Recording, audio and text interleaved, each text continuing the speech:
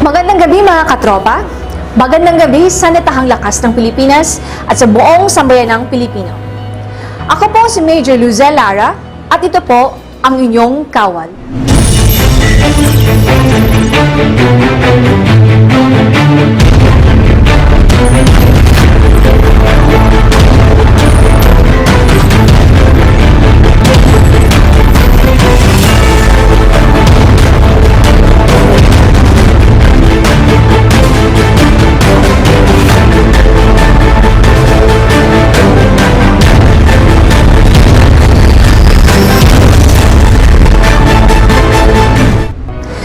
Ngayong gabi sa ating programang Ang Inyong Kawal, makikilala natin ang isang unit ng sandatahang lakas ng Pilipinas na nasa forefront ng civil-military operations, ang Civil Relations Service Armed Forces of the Philippines.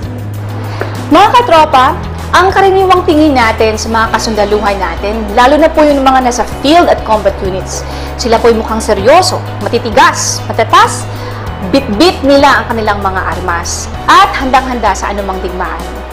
Ngunit meron din tayong mga kasundaluhan na armado ng kaway, ngiti at bati. Sila po ang mga sundalo natin na involved sa civil-military operations. Iba man ang kanilang larangan, ngunit hindi matatawaran ang kanilang dedikasyon at hirap sa kanilang misyon. Ngayong gabi po ay makikilala po natin ang matatawag nating brains or think tank pagdating sa usaping civil-military operations. Mga katropa, kasama po natin ngayon ang Commander ng Civil Relations Service Armed Forces of the Philippines, Major General Ernesto C. Torres Jr., Philippine Army. Sir, magandang gabi po. Magandang gabi, Lu, at magandang gabi rin sa lahat ng mga nakikinig at nanonood sa atin dito sa inyong programa na Batang-Bata Pa, Ang Inyong Kawal.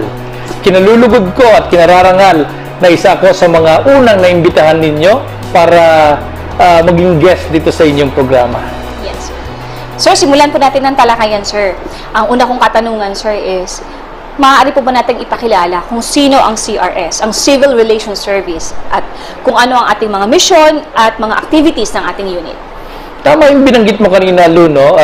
Ang kilala ng ating mga kababayan ay pag sundalo ay nasa field yan, nasa giyera, may hawak na baril.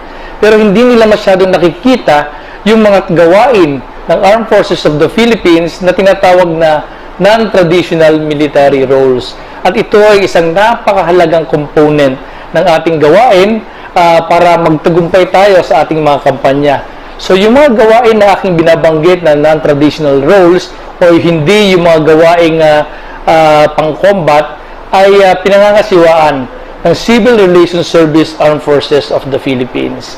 So tayo yung nagsasagawa ng mga information support operations, yung mga information disseminations, kung ano yung mga magandang ginagawa ng ating mga kababayan in partnership with other stakeholders para mas mapaganda yung sitwasyon at kalagayan ng ating mga kababayan. So nagsasagawa rin tayo ng mga limited na mga public affairs. Meaning, we also deal with reporters, yung mga media, radio, social media, and yung mga, lalo na ngayon, na panahon ng pandemya at maraming mga sakuna o disasters like typhoons, earthquake, na bumibisita sa ating bansa, no? Very much involved din po ang Armed Forces of the Philippines. At ito ang mga gawain na monitor at kino-coordinate ng Armed Forces of the Philippines. So, ang CRS ay 69 years na in existence. Yes. No? It took different names from the start. No? But right now, it is called CRS Armed Forces of the Philippines. So, ito ay, kagaya ng nabanggit ko nga kanina, nakafocus sa pagde-develop ng mga partnership with different stakeholders para magsagawa ng mga relief operations, mga ganyan, at iba't iba pang partnership with other media, with other media groups, other civic action group, particular yung mga partners natin like different civic clubs, yung mga Rotary, Lions, even yung mga fraternities who are willing to help our people. So, ang CRS is, aside from our main headquarters, dito po sa Camp Aguinaldo, na merong tatlong different groups yan, supporting it. ito yung kagaya ng pinamumunuan ninyo, Major Lou Lara, no? Ang Media and Civil Affairs Group. Yes, sir. It is also an important part of the Civil Relations Service, Armed Forces of the Philippines. Meron din tayong school, Yes. yung Civil Military Operations School, kung saan train natin ang hindi lamang ang mga miyembro ng Armed Forces of the Philippines na galing sa Army, Navy, kundi pati na rin yung mga miyembro ng other uniform services. Kasama na dyan ang mga PNP, lagi tayong mayroong mga kliyente o estudyante galing sa kanila at iba't ibang mga ahensya pa ng gobyerno. Meron din tayong Information Development Group. Ito ang nagsisilbing production natin ng ating different media products, yung IDG natin. Mga katropa, aalamin po natin anong units ang bumubuo ng CRS-AFP at saang lugar po sila deployed. Ano nga po ba ang Civil Military Operations o CMO? Sa pagbabalik po ng Ang Inyong Kawal.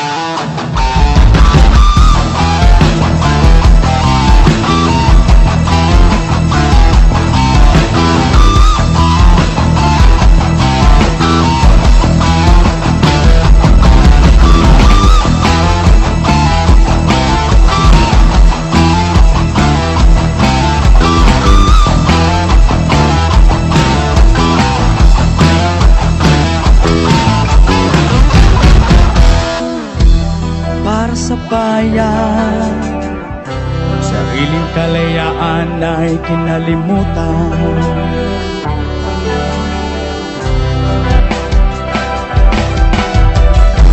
Sana'y upang mapapilan sa hukbo ng sandata. Mahal sa buhay ay nilisan dahil sa pangarap na maglingkod sa inang bayan. Kapayapaan ang bitin, sakripisyo ng bawat sundalo. Buhay ay laging nasa peligro sa panahon ng digmaan, lumalaban na may tapang, iaalay ang sariling buhay para sa kabayanihan.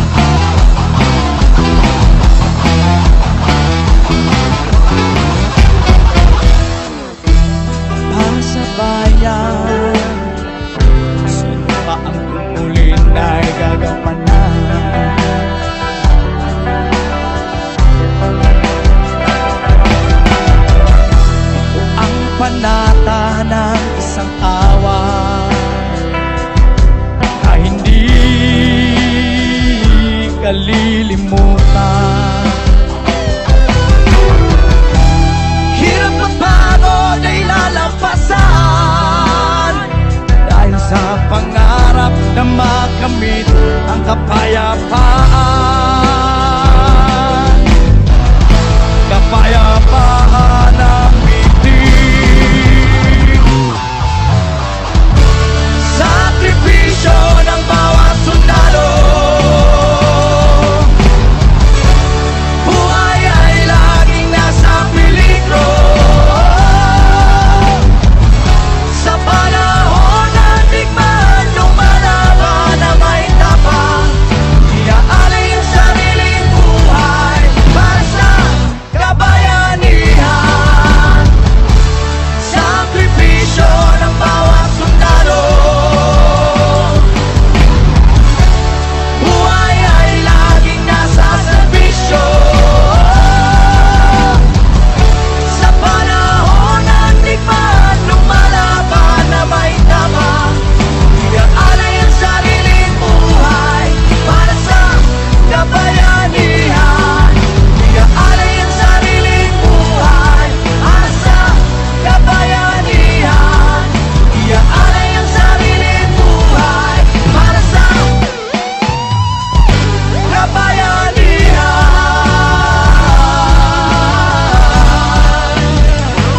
Kapayapaan,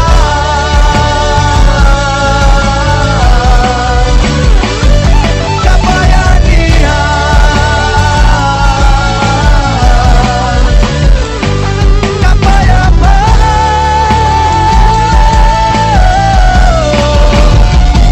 kabayanihan.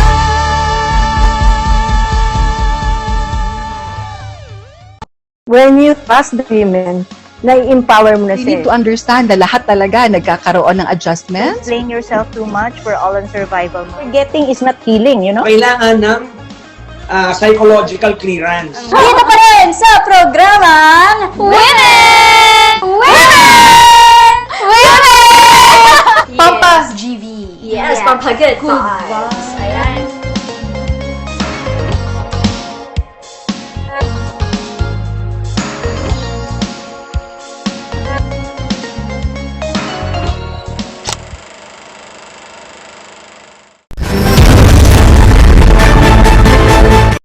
Then we have 7 civil relations group supporting the different area commands of the armed forces of the Philippines from north to south.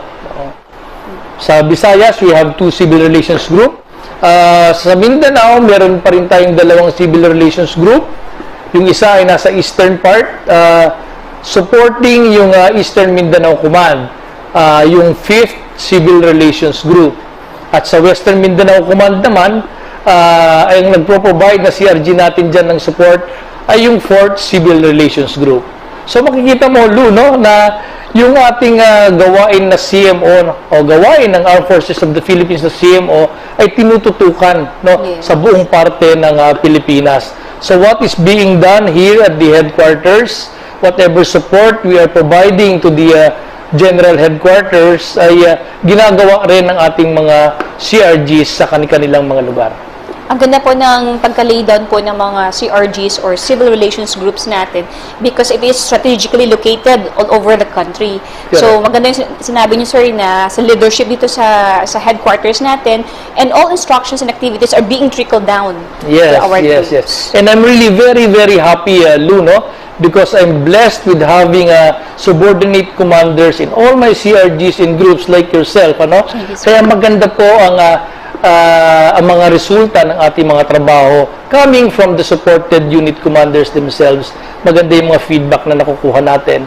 Not only in terms of supporting their campaigns, but in broadening the support of the people in every community. Yan.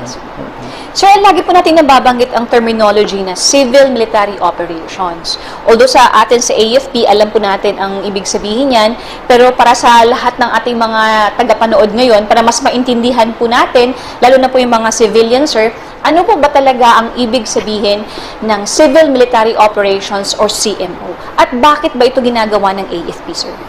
Well, in broad terms, yung civil-military operations, kagaya na nabanggit ko ng una, ito yung mga operations being done by military personnel that are non-traditional, non-combat operations. It is essential in our operations. So, it is also in alignment or in consonance with our campaign plan ng AFP. Meaning, ang ating campaign plan kasi nga, development support and security operation. Kapayapaan, di ba? So, from the name alone, meron yung development support and security operations. Yung traditional function ng Armed Forces of the Philippines o ng kasundaluhan ay yung security operations. Alam ng lahat yan na makausap natin ng mga kababayan natin. Pero kung ano yung bumubuo ng development support part, kung saan tayo ay in support role sa mga civilian, ito yung nagko-comprise ng mga civil-military operations natin. And it can be seen in a lot of different activities, from the simple relief operations, from activities like our engineers building yung mga farm-to-market roads, yung mga activities like us partnering with some organizations like dati, hanggang ngayon, yung GMA Kapuso Foundation, ABS-CBN, Rotary Clubs, building schools. Kapartner din tayo nila dyan. Yung ibang grupo naman, they build bridges, they fund, they make use of our personnel and equipment also in partnership with us to really provide something sa development ng isang community. And it is very important, because indirectly, this kind of operations, yung mga development support operations, nakukuha natin yung sympathy ng mga tao. Yes. And that way, hindi na sila basta-bastang na-exploit ng mga enemies of the state, to include the communist terrorist group at yung mga local terrorist group, yung mga Abu Sayyaf, yung mga JI, mga ganyan. If the people would feel that they are taken care of by the government and the civilian sector, with us representing also the government, alam mo, yung tiwala nila sa atin ay goes a long way. They help us in our operations, meaning combat operations, and they cannot be easily swayed to support the activities of those who do not mean well for our country. Pag-usapan po natin ang mahahalagang aktibidad at gawain ng CRS-AFP. At bakit nga po ba matagumpay at talagang tumatatak ang programa ng CRS? Ating alamin yan dito sa Ang Inyong Kawal.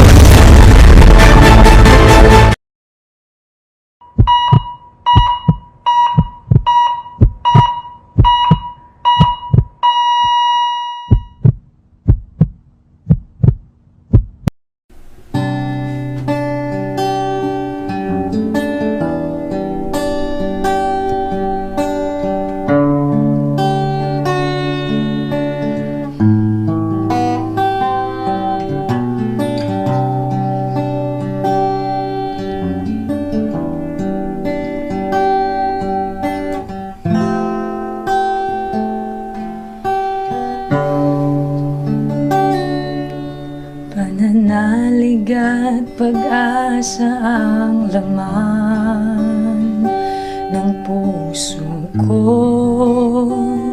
at puso mo. Kakampi at kasama mo kami, laban lang hanggang huli.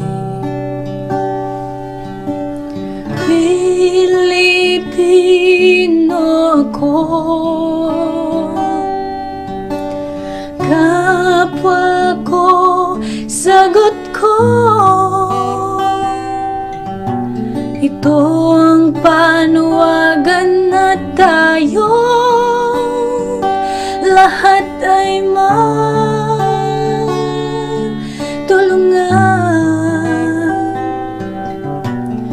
Di kita iiwan kailanman, Diyos ang magiging hagdan. Di pabaawat taglay ang salitang may kapal ang may gawa. tumbas ng pag-asa'y tulungan. Kapit lang sa may lalang. Pilipino ko, kapwa ko, sagot ko. Ito ang panawagan na tayo lahat ay magtulungan. Di kita iwan kailanman, Diyos ang magiging hagdan.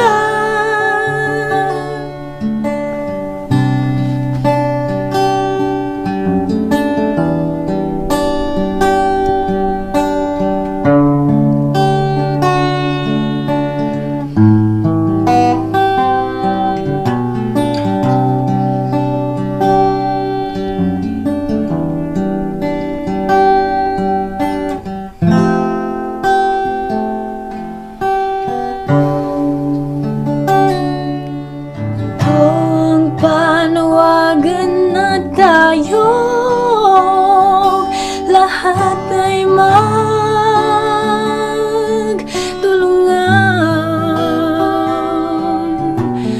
Di kita iiwan kailanman,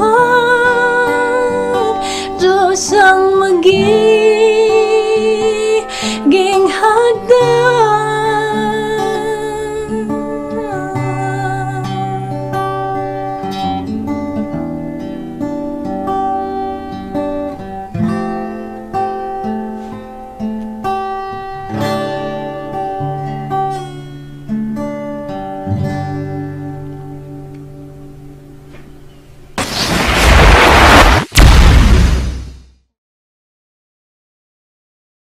This is going to be war.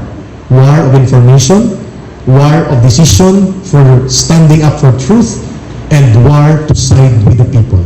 Matagal na panahon na nabubuhay ang ating bansa, ang ating bayan, ang ating mamamayan sa takot dahil papatayin ka ng NPA. Pag media ka nga na parang malapit ka sa military, warningan ka. Pag ikaw ay government official na malapit sa military o nakikipagtulungan sa police at military, ikaw ay warningan o papatayin ka, pati judge, fiscal, takot sa kanila. Sino na lang hindi matatakot sa inyo? Natatakot ba ako? Of course. Pero tinaya ko na buhay ko eh. Sorry ha, for the word. Dala ko yung balls ko o bit ko. Patayin man ako ng CPP and PNDF, no regrets. I died for the cause of peace. For the cause of the widows, the children at sinilang ng CPP and PNDF, which you cannot stand to condemn. May red tagging? No. Red tagging is an invention of the CPP, NPA, NDF. Ako na magbato ng mga issue na ibabato nila.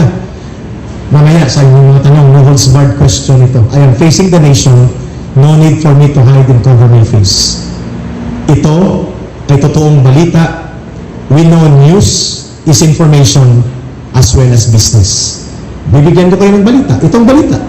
I'm coming out in the open, I'm challenging them before the halls of Congress with suspension of parliamentary rules restrictions. Let us speak before the nation through Congress. And paagahin na natin, Senator Ping Lacson, paagahin na natin. Kami na po ang nananawagan kay Senator Ping Lacson, paagahin na po natin. Dito na po, lantad na kami. In an executive session, maybe some of them can come out also. Many more from Mindanao, many more from Visayas. Hindi lang po ako. Now I am standing up for them. For the nation, for the people, for the children, against CPP and PNDF, and the conspirators, collaborators, enablers, and skilled, pretentious operators kagaya ng Gabriela, leaders ha? Not all members are CPP. The leadership of Gabriela, Anak Bayan, Anak Pawis, Bayan Muna, you name it, mga 24 organizations and 5 party list, including mga NGO. Marami po kayong malalaman sa amin. Sino-sino ang in-infiltrate, sino-sino ang kinukutunan, sino-sino ang nagsisimpatay sa kanila. At anong tunay na kulay nila. All of those sitting in Congress representing Anak Pawis, Bayan Muna, ACT Teachers, Gabriela Women's Party, Kabataan Party, you cannot sit there, much less you cannot even be nominated as part of the party list representation of these organizations which are created by the CPP, led by the Communist Party, connected in supporting the NPA and the NDA for the armed struggle and the violent overthrow of our nation. You cannot be there in Congress if you are not a hardcore CPP cadre. I attest with my blood, sweat, and my physical danger put in life in line today. Totoo ang sinasabi ni General Parlade, ni Yusik Loren Badoy, kami po magpapatotoo. Hindi po kakasya ang inyong program, pero ito ang pamamaraan. At kami po mag-iingat because this will take a process. Tama na po, ang CPP, NPA, NDF, bigyan natin ng katuturan at pagtulong ang naghihinagpis ng mga nanay na nawala ng mga anak na nirecruit ng grupo nila Sara Ilago and yet tinatago nila dyan sa mga safe houses nila, sa mga underground houses nila at sa headquarters ng bayan, ng anak bayan na kinukonsente nila Mary Colmenares, nila Gaiti, nila Sarate. Sabi nila kakasuhan nila ako, kakasuhan nila kami, lalo na ako. What more can I lose? Hello sirs, ma'am, mamamayang Pilipino, I'm already willing to lose my life, my wife, my children, kasi alam ko pati sila in danger. Umiyak ba ang asawa ko? Simulat sa puno ng kagamitan. She's crying for these things. Hindi ako sumagot sa Facebook nila, dito ako sasagot sa harap ng taong bayan. And I'm open for your question and answer.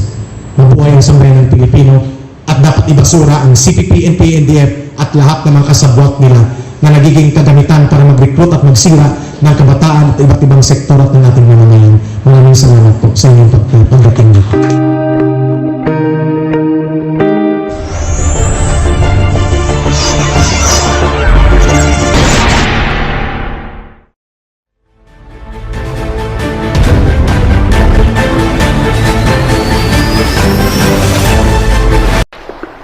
General Torres, sir, for the past 85 years ng AFP, ng Sandatahang Lakas ng Pilipinas, hindi naman po nagbabago yung ating mandate or mission. It's always to protect the people and secure the state.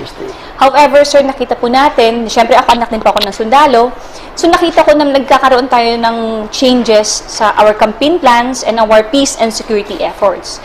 So today, sir, we are open and we encourage partnership with individual groups and personalities. Sa tingin po ninyo, sir, mas effective po ba in attaining a lasting peace if this is a shared responsibility with the people? I totally agree, Lou, na kinakailangan natin ng suporta ng tao para maging mas effective tayo sa pag-accomplish ng ating mission to protect the people and secure the state. Dahil ano yan parang yung mga tao ang nagbibigay ng inspirasyon at nagpo-provide ng tulong sa atin na hindi na i-provide ng mga usual na equipment natin Forces of the Philippines, multiplier effect din. Yes. Yung mga civilian natin, let's say for example, ang strength ngayon ng Armed Forces of the Philippines roughly is about I believe mga 130,000, no? So with the help of every civilian sector to include mga reservists natin, it can go up to millions of people addressing a particular concern of our country. So yun, so very important talaga ang partnership natin with the civilian sector, stakeholders, the conduct of CMO for us to attain our mission. And I think also, sir, malaki din ang impact if the civilian populace will have the ownership na kasabay nila yung armed forces of the Philippines, the police forces, and other security sector sa pagkamit ng kapayapaan. Even sa particular ng lugar nila. So, they parang, wanted to be involved, no? Yes. Oo. Kagaya ng na-experience ng CRS ngayon, no? I mean, yung mga different sectors, different organization, without us asking for their support or help, no? Lumalapit na sila sa atin because in the past several years, they have seen the armed forces and they have believed in the conduct of the CMO operations of the armed forces. Kaya ngayon, no, they are happy working with us. Right now, as an example, from yung mga relief operations na ginawa natin sa Bicol, hindi ba? Then ngayon, sa Cagayan na naman, overwhelming. Yes, I think that is the right word, no? We do not have to call them and seek their support, but they come to us, alam na nila yung sistema, ang dali nang gawin yung mga bagay-bagay. So it's things are easier, a lot easier. Any problem is easier to resolve. There is no challenges that we cannot overcome if we are working together in partnership with the civilian sector and other government agencies. So yun, it would be nice if all the Filipino, able-bodied Filipino citizens would have a background on what it is like and what is life to be in the military and what are the responsibilities of being in the military.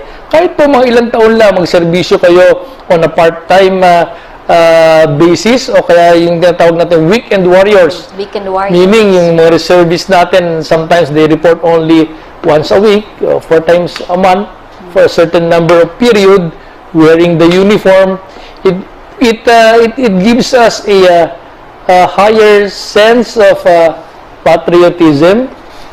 It provides us an opportunity also to network with other security forces, and it will give us an insight and knowledge on what to do just in case we will be called upon by our government to help out in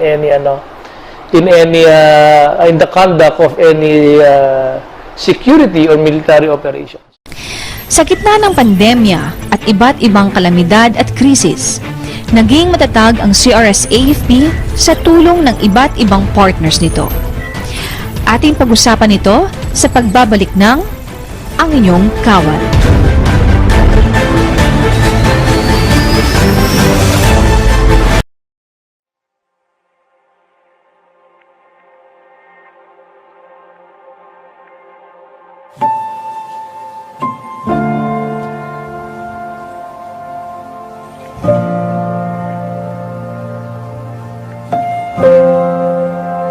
It all started with the idea of the need for books.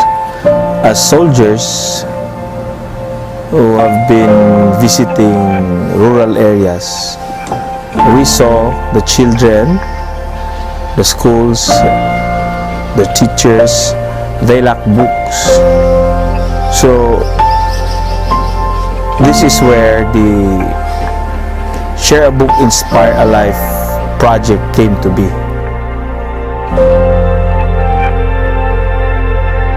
Our intention is to collect books from our benevolent friends, of course the other students, also the children who have the means, the resources, to share their resources to those who have been left behind.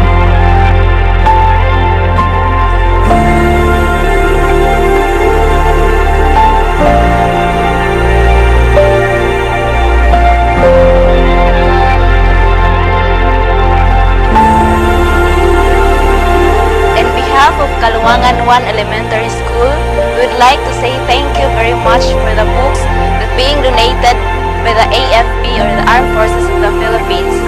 These books are very helpful for the learners to acquire the knowledge they need in the future. Once again, thank you very much. We can assure that these books are in good hands. Thank you.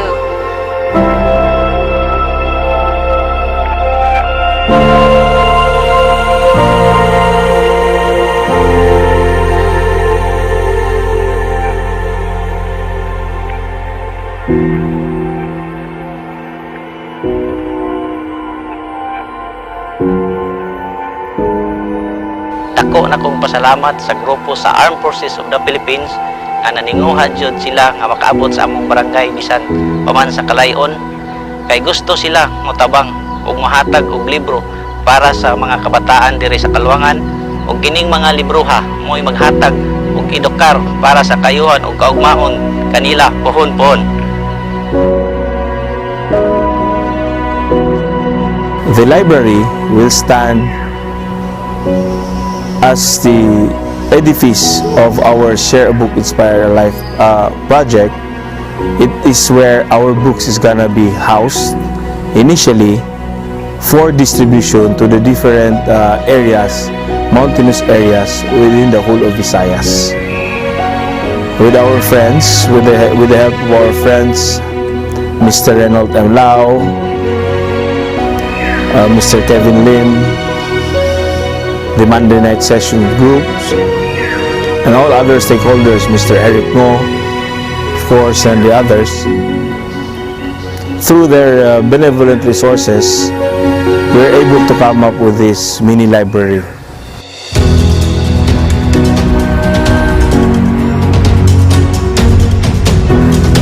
This is dedicated to Captain Cipriano A. Barba, who has been also instrumental during the Second World War here in the Visayas.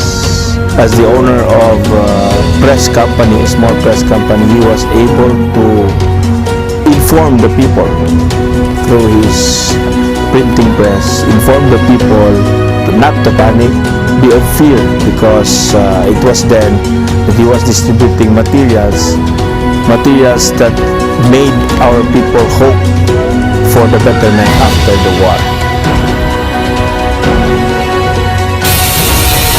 Another instrumental person also is the daughter of the then Captain Cipriano Barba, Miss Barba Juan, with her resources that this library has also provided.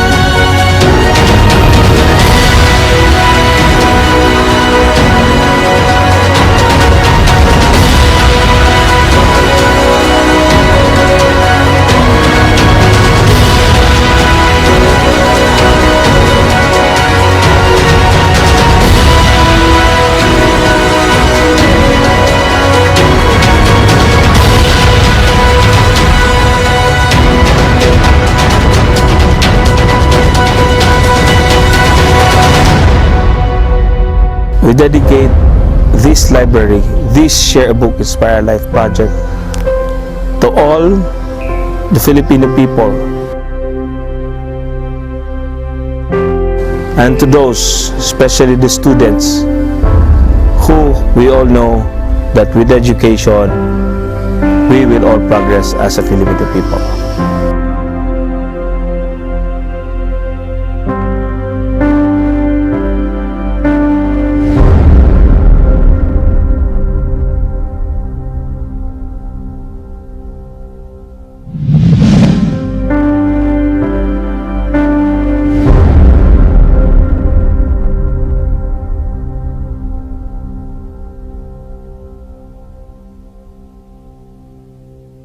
When you trust the women, nai-empower mo na You siya. need to understand na lahat talaga nagkakaroon ng adjustments. Explain yourself too much, we're all in survival mode. Forgetting is not healing, you know? Kailangan ng psychological clearance. Dito pa rin sa programang Women! Women! Women! Pampas GV. Yes, pampagod vibes. Ayan.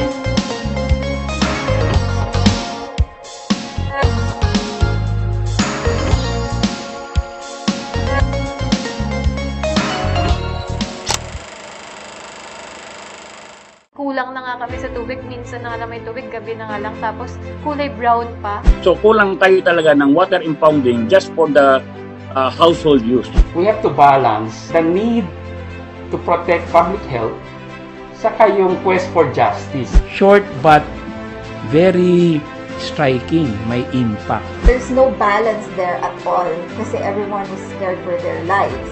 Pag document kasi hindi mo siya makikita kung authentic ba siya, genuine, sa video conference. Dahil nabawasan po yung kanilang work rate, mababawasan din po yung kanilang kita. I think nature is sending us a message to go back to the basics, embrace living a minimal life. Tuwing Huwebes, alas 8 ng gabi sa TVQ2.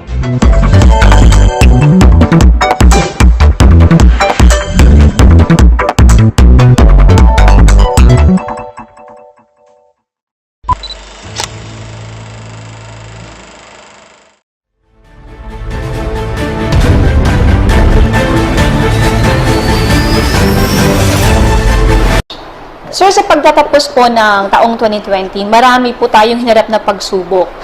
This was indeed a challenging year, not only for the AFP, but for the entire Filipino nation. Subalit, sabi nga nila, sa gitna ng unos at kalamidad, mas nangingibabaw ang kabayanihan ng sambayan ng Pilipino. At nung hinamon po tayo ng pandemya ng COVID-19, mas nakilala po ang CRS. Dahil sa dami ng ating programa, lalong-lalo na yung tumatak na kapwa ko, sagot ko. Sir, would you care to share how did the project came about? Yes, yung kapwa ko, sagot ko, well, it's a concept that emanated from the Civil Relations Service, Armed Forces of the Philippines. At I am very fortunate to have a hand in the conceptualization of that program. And I would like to share it with you. There is a manifest animosity between those who have and those who have less in life. Meaning, pag nagkaroon pa ng prolonged ECQ at that time, na lockdown tayo sa ating mga bahay, maraming nawalan ng trabaho, there may come a point na talagang magkakaroon na ng chaos. And that is how the people are preparing for it. There is something wrong. So we have to think of an activity para ma-harmonize yung iba't ibang sektor ng ating lipunan, lalong-lalo na yung mahirap at mayaman. Dapat magkaroon ng in place of that, yung animosity between the rich and the poor. In place of that, dapat magkaroon ng environment of cooperation, an environment of benevolence, na kung sakaling uunti man yung mga resources natin, ay sama-sama nating isosolve yung problema with whatever we have, So doon, that gave birth to kapwa ko, sagot ko. Meaning, yung mga meron should take that responsibility wholeheartedly to help out those kapwa natin who are in need. So we advocated that, that kind of mindset, yun yung pinapaliwanag natin sa mga tao. And if you remember nung earlier part ng pandemic, meron nagsisimula na yung chaos eh. Yes. Yung mga relief goods o yung mga galing sa DSWD, rinaransak agad ng mga tao, hindi pa man nag-distribute. Meron mga rally, may mga nambabatuhan na, And parang naging very contagious yung advocacy natin ng kapwa ko, sagot ko. Maraming mga kababayan natin na merong kayang i-share came to us. Yes.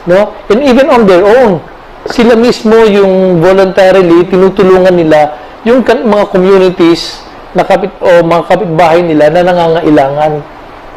So somehow, I think we have contributed in creating that atmosphere of cooperation, of compassion, of harmony, of love among Filipino people, which was manifested na if you would notice, wala masyadong nangyaring mga pag-aaway, wala naman yung naglulot ng mga groceries na nangyari, which can be seen in other parts of the world. Yes, sir. Even advanced countries.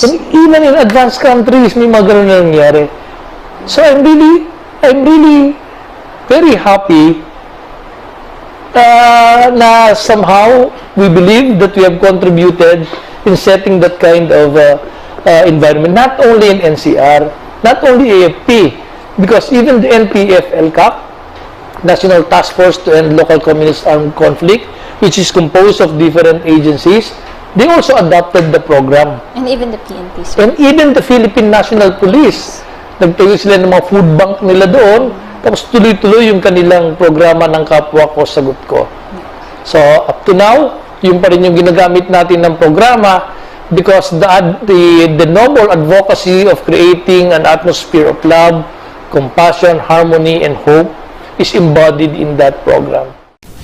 Sa pagbabalik, malalaman po natin ano-ano pa ang mga iba't ibang programa ng CRS-AFP na atin pang aabangan.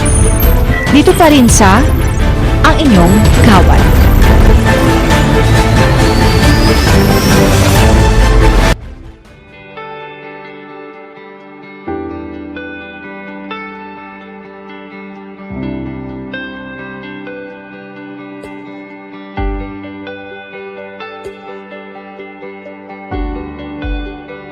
to our fearless frontliners who daily risk their lives at harm's way so that others can continue to live at peace.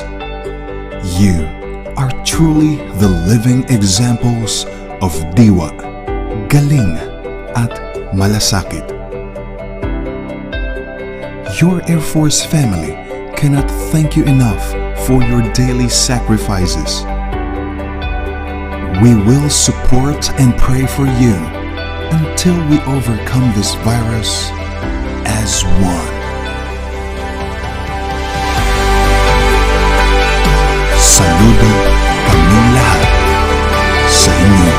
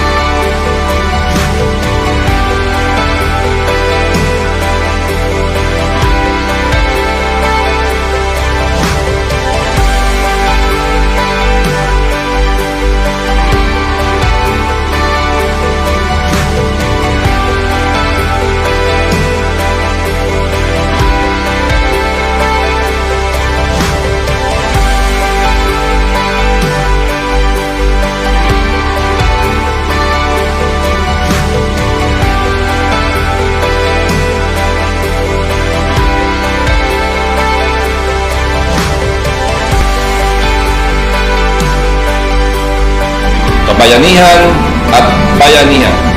Ito ang ating panlaban. I salute you, fearless Philippine Air Force frontliners.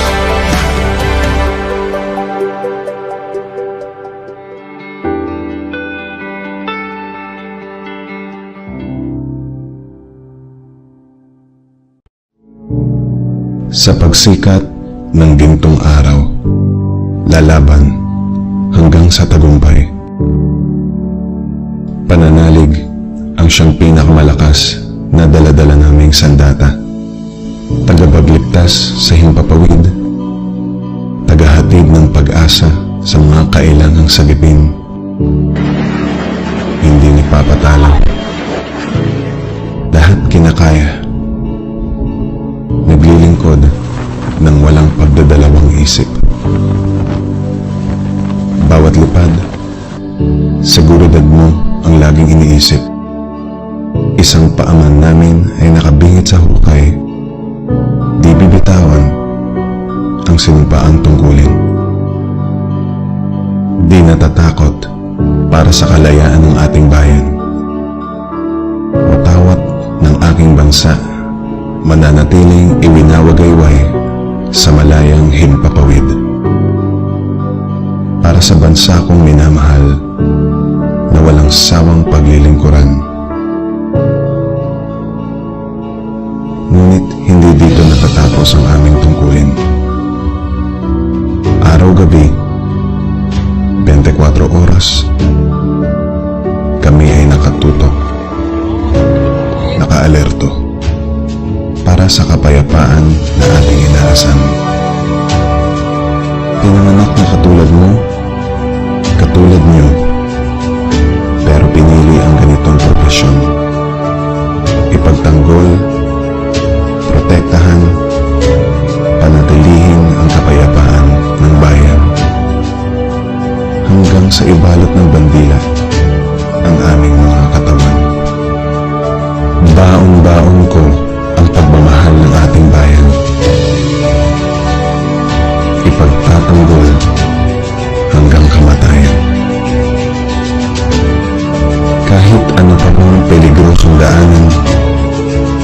para sa ating kalayaan, buo ang tapang.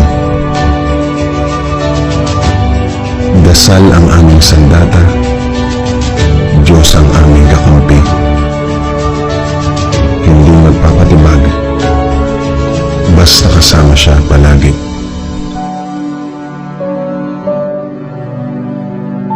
Pangakong aming binitawan, tiyak tutuparin. Ang bayan naming minamahal, hindi bibiguin.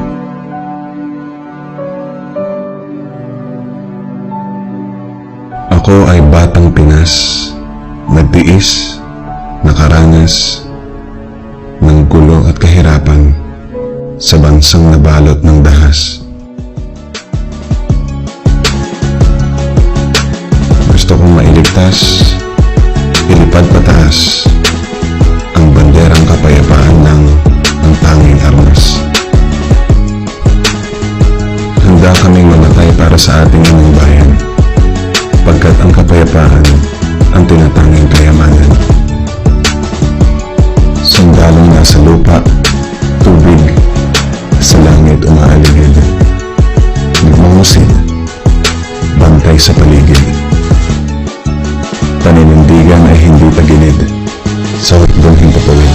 Ko na baka hindi ko na makita ang mga mahal mo sa buhay, ngunit aking kinagaya.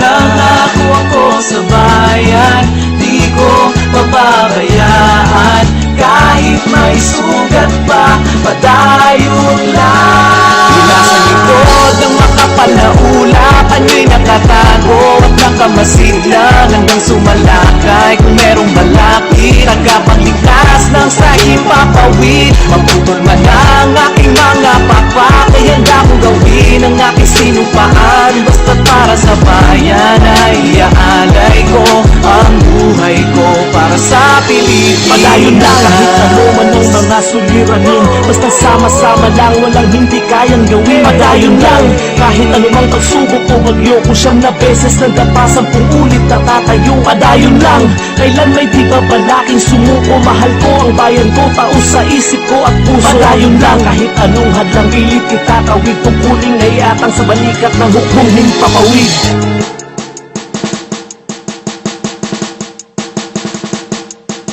Kami ang hukbong himpapawid ng Pilipinas. Padayon lang.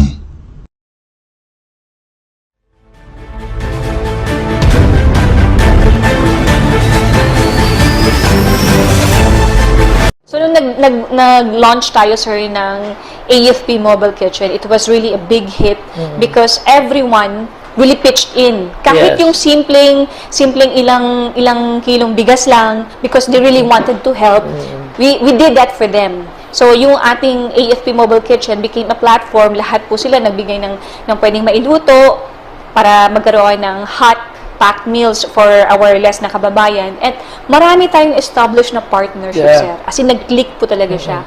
What do you think, sir, was the key to that, na naging successful yung ating program?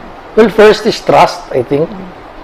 Our partners probably nakikita nila sa Armed Forces of the Philippines, at your group is very much a part of that advocacy and program, Kapwa Ko, Sagot Ko. Nakikita nila that indeed they can provide help those who are in need through us as vessels of blessing. So yun ang isa sa pinakamalaga, yung trust, no, nila sa atin, and yung good nature ng Filipino people. Not all of them, have you noticed, not all of them are really rich people, tumutulong, no? But makikita mo you'll be inspired na kahit na yung average lang, they wanted to pitch in something, maliliit na bagay, dinadala sa atin, sir, ma'am, paabot na lang po ito sa mga nangangailangan. So, yung talagang busilak na puso para tumulong, yung good nature ng Filipino people, ikalawa yan. And, yung pagbibigay pag-asa na gusto nating gawin in partnership with the different stakeholders na tumutulong sa atin. Sir, aside from the AFP Mobile Kitchen, ang mukha kasi ng CRS, sir, nare-recognize na siya ng mga taong bayan. And would you care to share sa lahat po ng mga nanonood ngayon, sir, ano po yung mga other activities, projects, and best practices ng CRS? We have several, Lou, no? And the first one is related din sa ating efforts sa mobile kitchen in giving relief to our countrymen. Yung we dubbed the program as a Race to 1 Million Gardens in NCR muna.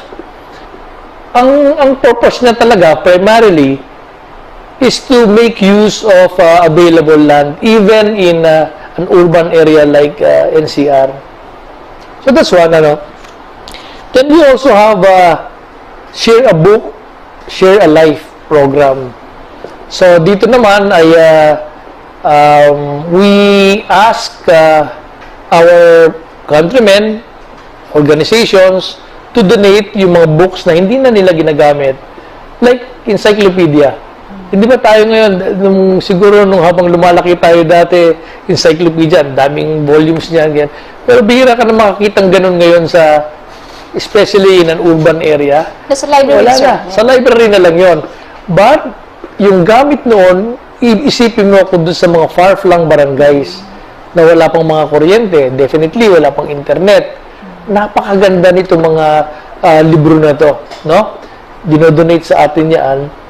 We have efforts now to replicate that program in other areas of our country, and we do hope that the listeners, most especially, would support the Share a Life, Share a Book, Share a Life program. Yun po yung intention. Huwag po nating sanang hayaan lang na nasa bodega yung ating mga libro at mabaha doon. If you have books that you can spare and share with our kababayans, you can bring it. You can bring them to us at the headquarters of the Civil Relations Service in Camp Aguinaldo, because we are now in the process of propagating that program, advocating that program, and we really need your help to make it successful, and for these books to reach far-flung areas, to educate even those in areas na wala pang mga kuryente, wala pang mga internet. Magbabalik ang inyong kawal.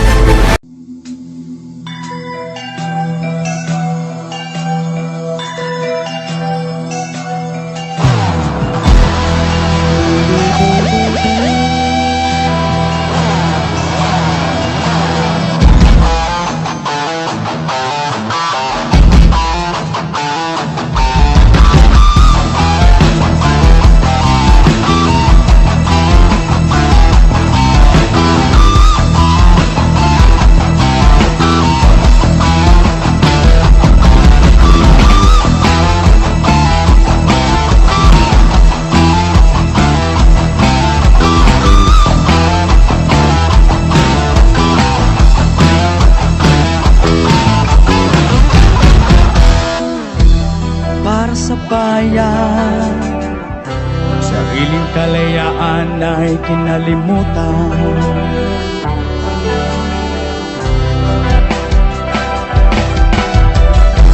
Sana'y upang mapapila sa hukbo ng sandata. Mahal sa buhay ay nilisan dahil sa pangarap na maglingkod sa inang bayan.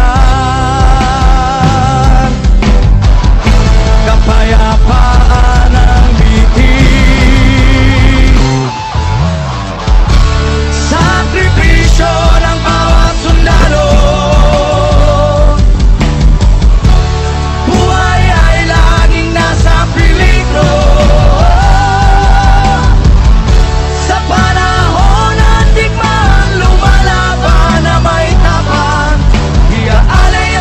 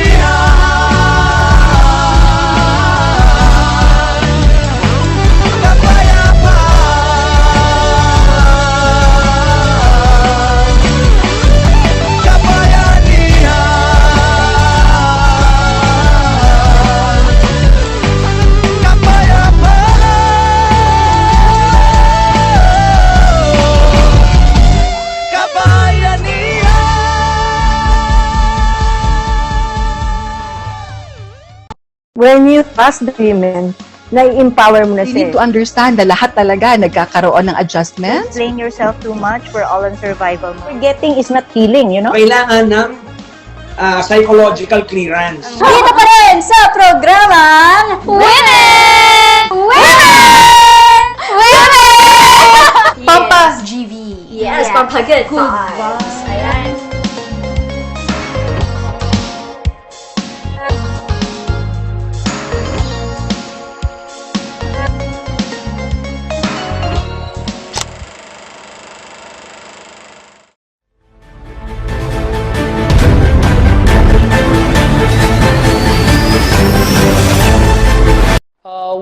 We have a program naman in giving honor to our medal for valor awardees.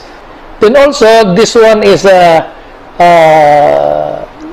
being done right now, yung Oplan Totem.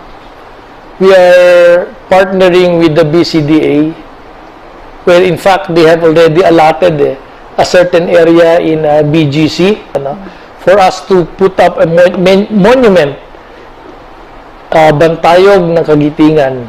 So in English, that is a monument of heroism, tama ba? Greatness. Bantayog ng kagitingan. So yun lang, the armed forces is not alienated from the Filipino society. We are very much a part of the Filipino society, and we need you in all our undertakings for us to be able to succeed in any mission that we need to accomplish. Sir, ang CRS po, sir, nararamdaman, nakikita po ang ating mukha in times of calamity, sa gitna ng sakuna, or in times of peace, na kung saan ay nagbibigay tayo ng information, nag-nurture tayo ng partnership. And ito po yung pagkakataon nyo, sir, na pasalamatan ang lahat ng mga grupo, individual na sumusuporta at patuloy na nagtitiwala sa adhikain at proyekto ng CRS at ng AFP. Unang-una, gusto kong pasalamatan ang bumubuo ng organisasyon ng Sandatahang Lakas ng Pilipinas, dahil kung wala sa suporta ng lahat ng mga units under the Armed Forces of the Philippines, ay hindi natin may isagawa ang ating mga gawain na nabanggit ko na kanina. Gusto ko rin pasalamatan lalong-lalo na yung mga partners natin sa ating mga gawain from the different sectors of our society. So, kung wala po kayong lahat, ay hindi natin magagawa o hindi natin ma-attain yung present na kinalalagyan ng CRS at ng Armed Forces of the Philippines. Ito pong mga ganitong klaseng tulong at suporta na inyong provide sa amin, pag siya nagbibigay sa amin ng lakas, siya nagbibigay sa amin ng inspirasyon upang patuloy po kaming magtrabaho no matter what the sacrifices and challenges are, for us to be able to accomplish our mission to protect the people and secure our country. General Torres, sir, maraming salamat po sa pagbibigay unlak na kayo'y makasama namin ngayong gabi. Pasasalamat po namin sa lahat po ng bumubuo ng Civil Relations Service, ang opisyal, sundalo, at kawani po ng CRS. Maraming salamat po sa malasakit, tulong at dedikasyon. At Pilipinas, isang karangalan po na kayo po'y mapagsilbihan. Ako po si Major Luzelle Lara, at ito po ang inyong kawal. Ang inyong kawal, magtatakbo sa inyo, ang sandigan ng mamamayang Pilipino. Kagitingan, katapatan, kabayanihan, taglay ng kawal nyo.